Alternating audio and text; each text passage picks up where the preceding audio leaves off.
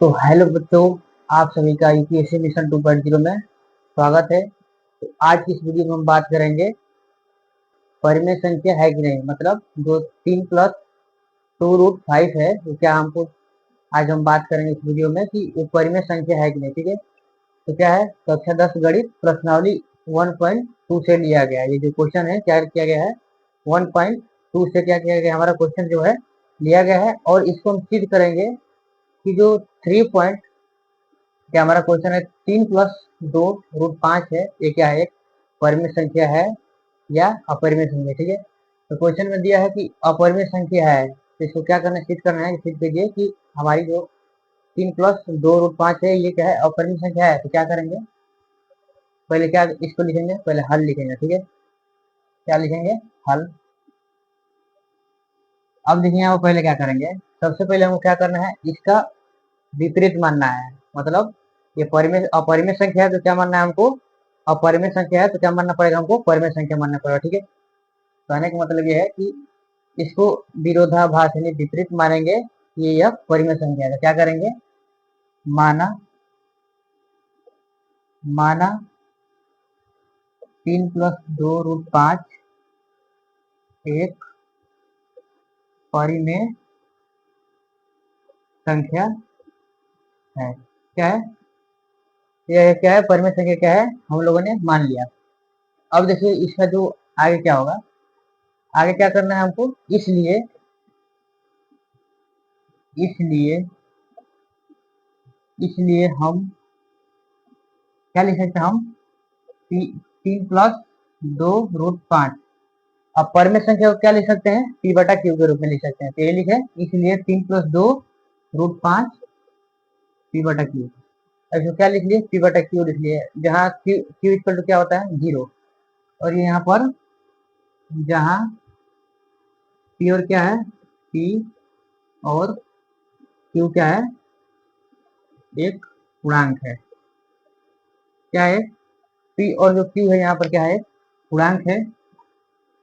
तब क्या लिखेंगे, तब अब क्या करेंगे, सॉल्व करेंगे। ठीक है, अब ये जो हमने मान लिया कि P/Q के रूप में है, तो इसको क्या करेंगे, सॉल्व करेंगे। तो देखिए क्या होगा, तब 3+2√5 बराबर क्या हो जाएगा, P/Q। अब यहाँ पर हमारा क्या हो जाएगा, जब 3 उधर जाएगा तो क्या हो जाएगा, इधर प्लस कर रहा है, उधर जाएगा तो हमारा क्या हो जाएगा, माइनस करेगा। क्या हो गया, 2√5 बराबर P/Q माइनस का 3। अब क्या करेंगे, इसको जो राइट साइड है इसको कैलकुलेशन पहले कर लेंगे। यहाँ पर देखिए क्या होगा, इसको करेंगे तो क्या हो जाएगा, यहाँ पर मल्टीप्लाई होगा तो P, जब एलसीएम लेंगे तो हमारा क्या हो जाएगा, एलसीएम Q होगा। इसके P के बटे में पहले से Q है, तो इसका जब मल्टीप्लाई एलसीएम क्या हो गया, Q, तो Q से Q कटेगा तो 1 बचेगा। तो P में जब 1 से गुणा कराएंगे तो क्या होगा, P होगा। अब क्या है, 3 के बटे में क्या है, कुछ नहीं है तो 1 है। ठीक है, 1 में जब Q से कराएंगे तो क्या होगा, Q ही आएगा। तो Q में जब 3 से मल्टीप्लाई कराएंगे तो क्या हो जाएगा हमारा, 3Q। ठीक है, अब क्या होगा हमारा 2√5 बराबर क्या हो जाएगा, P माइनस का 3Q/Q। अब देखिए यहाँ पर क्या हो सकता है, अब यहाँ पर 2 है, इधर क्या कर रहा है, गुणा कर रहा है, उधर जब राइट साइड जाएगा तो क्या करेगा, भाग करेगा। तो लिख सकते हैं √5 बराबर क्या हो जाएगा, इधर गुणा कर रहा है, इधर अगर भाग करेगा, P माइनस 3Q/2Q।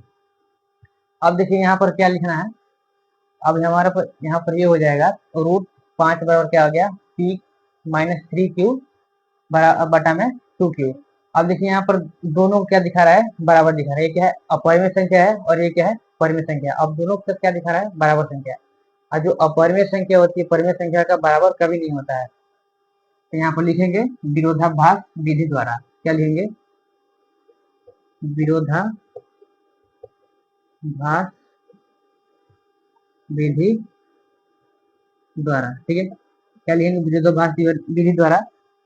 अब देखिए हमारा विरोधाभास विधि द्वारा क्या होगा, क्या हो जाएगा, लिखेंगे क्योंकि क्योंकि दाया पक्ष, हमारा दाया पक्ष क्या है यहाँ पर, P माइनस 3Q/2Q। तो क्या लिखेंगे, क्योंकि दाया पक्ष दाया पक्ष क्या है हमारा, p माइनस 3 क्यूब बटा में 2 क्यूब। एक परिमेय संख्या है, ये क्या होगी हमारी परिमेय संख्या, जो दाया पक्ष हो क्या गया परिमेय संख्या है। लेकिन लेकिन अब देखिए जो हमारा बायां पक्ष है वो क्या है, एक अपरिमेय संख्या है, तो इसको लिखेंगे लेकिन बायां पक्ष बायां पक्ष बायां पक्ष क्या है हमारा √5 अपरिमेय अपरिमेय संख्या है। कहने का मतलब यह है कि जो हमारा दायां पक्ष जो आया है वो क्या है, एक परिमेय संख्या है। अब परिमेय संख्या को p बटा क्यू के रूप में लिखा जा सकता है, तो देखिए p बटा क्यू के रूप में है। अब परिमेय क्या किया जाता है, p बटा क्यू के रूप में नहीं लिखा जा सकता है, क्या है √5 है। अब देखिए यहाँ पर इसका जो निष्कर्ष निकला है, इसका निष्कर्ष हमारा क्या हुआ, निष्कर्ष निष्कर्ष क्या निकला हमारा। अब देखिए जो हमारा दायां पक्ष आया है और बायां पक्ष क्या लिखेंगे, क्योंकि परिमेय संख्या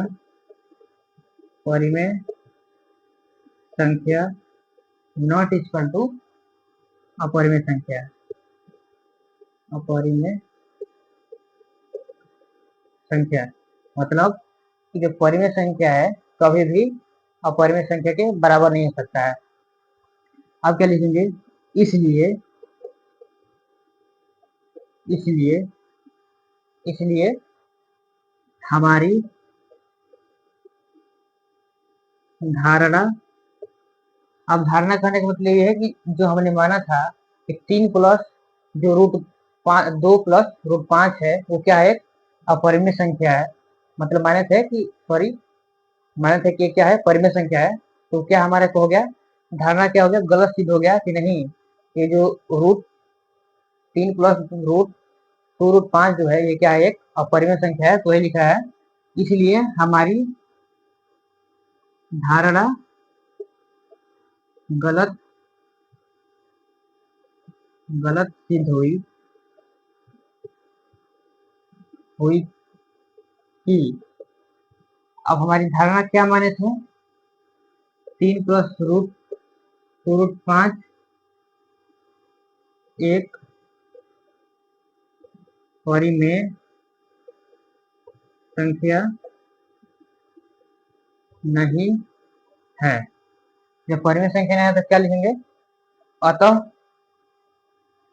नहीं है, क्या लिख देंगे, अतः या इसलिए, अतः √3 प्लस 2 √5 एक अपरिमेय क्या है, अपरिमेय संख्या है।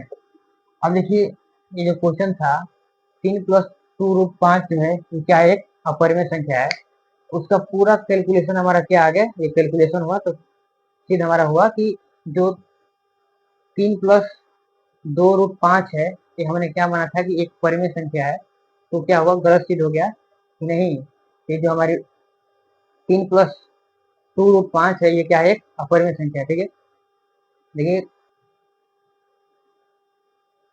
ये हमारा क्या हो गया, सिद्ध हो गया कि क्या है 3 प्लस 2 √5 है क्या है, एक अपरिमेय संख्या है। तो आशा कर रहे होंगे कि आपको बहुत अच्छे से समझ में आया होगा, और इस वीडियो को फुल वॉच करने के लिए धन्यवाद।